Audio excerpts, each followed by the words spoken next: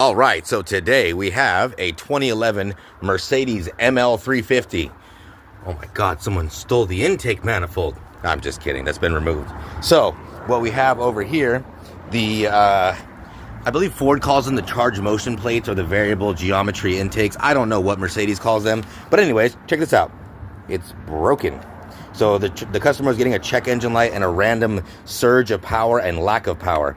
So that controls the intake runner. See if you can see that there. The intake runner, like I said, I think they're called charge motion plates or variable geometry intake runners or whatever the hell you want to call them. You can see it's just, this whole assembly is on the front of the intake manifold and the throttle body is actually on the back of the intake.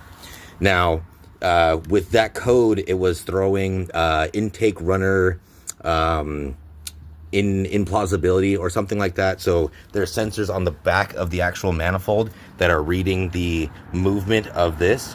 So if you go to hit the gas pedal, you'll be looking at it somewhat like this, and if you see this moving but these arms are not, then this little arm has broken. These are the short and long intake runners. So if we come over here and we look inside, you can see that nothing. You see a dark hole. Hold on. So you can see on the inside, there's a bunch of different stuff in there. Still really can't see it. Anyways, this right here controls the operation of those little flaps inside that give you long and short runner lengths. So it's like having like 3 different intake manifolds in one motor. That's how these Mercedes make all this power out of a little V6 engine. So you can see our brand new one. This one came from 1A Auto, and the quality is pretty much equivalent.